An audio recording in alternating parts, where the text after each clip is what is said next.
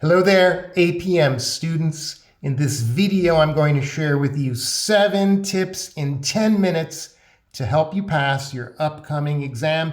Now, if you find this video useful, please check the description below. I've got courses, webinars, more videos, more ways to help you get a pass.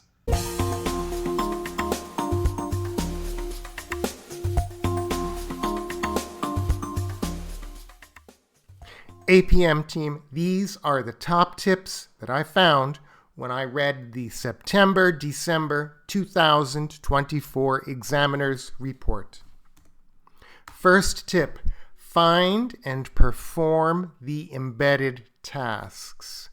Paper APM has an idiosyncrasy. It's different from SBL. The requirements are not spelled out precisely on the requirements page, but they are buried. They are hidden in the exhibits that you find in the question. For example, here's an exhibit that I found in the recent exam. Look at the bottom of the exhibit. Here we can find the specific task. The PD has asked you to evaluate the suitability of the potential measure of individual journeys per ferry for this determinant. Finding and performing these tasks is critical to getting a pass on APM. It unlocks both the professional marks and the technical marks. To learn more about this, check the description below. I've got a video on how to use the first 15 minutes of your exam time. Tip number 2, understand the APM verbs. You will be asked to do things like evaluate the KPIs or assess the problems and then suggest improvements. For the most part, you are not describing, explaining, or discussing. These are higher level verbs. To perform these tasks properly, you need to do one thing: express judgment in your answer. Don't take my word for it. This is what the examiner said. An evaluation should involve discussing what is good and bad. Here is an example. Please pause the screen. Give this a read. The customer perspective is too narrow. I'm not describing the customer perspective. I'm not defining the building block model. I'm jumping in. I'm doing exactly what the PD asked me to do. I'll continue. The only stakeholder measured here is the government. However, a pharma company like JMR also has to consider other customers, for example, the end users of their medicine, the people of J-Land, in order to minimize stakeholder conflicts. Look at what I've done. I've expressed judgment, and then I justified my point by using evidence from the scenario. When you are evaluating and assessing, you are creating a logical argument. You then need to use evidence from the scenario to justify your points. And guys, this leads to my bonus tip: justify every point that you make. Tip number 3, everyone, link your answer to the scenario. As I just said, you need to develop a logical argument. The evidence should come from the scenario.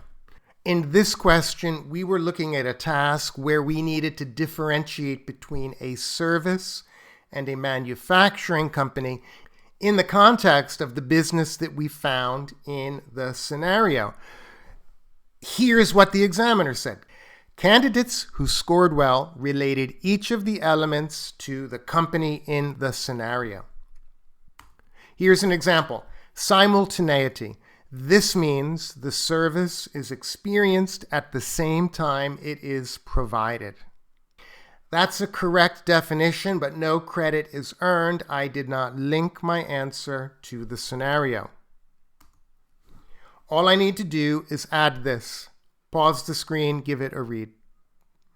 For the company, this means they have no chance to fix a poor ferry experience from bad weather, for example. This is different from a manufacturing company that can send a replacement if the unit is defective. Guys, I'm stating the obvious, but I'm doing what the examining team wants me to do. I am relating my answer to the business in the scenario. Do this and you will earn marks. Tip number 4 from the examiner's report: use a quote-unquote systematic approach. But at first read, this wasn't clear to me. What do they mean by systematic approach? Well, I'll show you what they mean. 3 things. 1, structure your answer on the verbs that you find in the embedded task.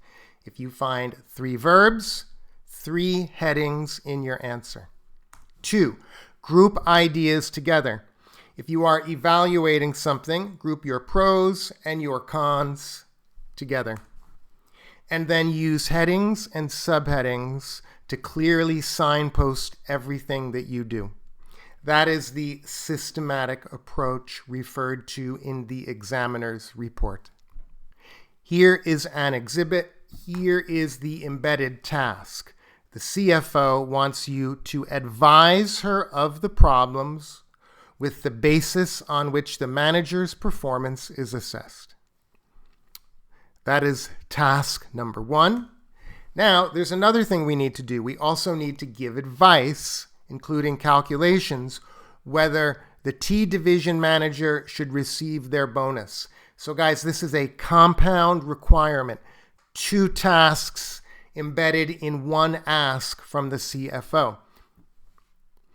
So this is what I'll do. I'll structure on problems and the bonus. Those were the 2 main verbs. And for the problems, as I read my exhibits, I'll just list out my problems. Then I'll go back, I'll explain the problem, and I'll state why it's a problem. So if I answer my question like this, it'll be easier to write up as I'll be using a parallel structure. It will also be easier for the marking team to follow my work and give me marks. It will also help me manage my time because I will lay out my structure before I start writing, and then I can ensure I am on track to complete my answer as time elapses. Guys, here's what it might look like. 1 problem might look like this. Pause the screen, have a read. Please notice I'm doing everything I mentioned before. I'm making my point. I am using an example from the story. I'm developing it further. I'm answering the question that is asked. Guys, I am earning credit. If I do this 2 more times, I'll have scooped up 6 marks. Moving on to my last tip, and that is get the professional marks. Well, how do you do that? Easy. Listen to what the examiner said. Candidates who specifically answered the specific question asked tended to score well on the professional marks. So there is a direct correlation between the technical and the professional marks. If you do what the CFO asks you to do, if you link your answer to the scenario, if you provide valuable advice, you will scoop up the technical marks. You'll also score the professional marks. Check the description below. I've got another video covering how to get the professional marks. Guys, those are the main tips that I found in the examiner's report. Here is a recap. Find and perform the embedded tasks. Understand the APM verbs. Justify every point you make. Link your answer to the story, the scenario. Use a systematic approach. Structure your answer. Group your ideas together. Signpost with headings and subheadings. Get the professional marks by answering the question that is asked. Guys, I can't leave you without one final tip. I also want to suggest you study the syllabus broadly first. Don't drill down too deeply. You don't know what will come up in your exam, so study broadly first. After you understand the main ideas, then you can go back and you can go deeper into specific topics. Good luck on your upcoming exam, everyone. Please check the description below for more tips on how to pass APM.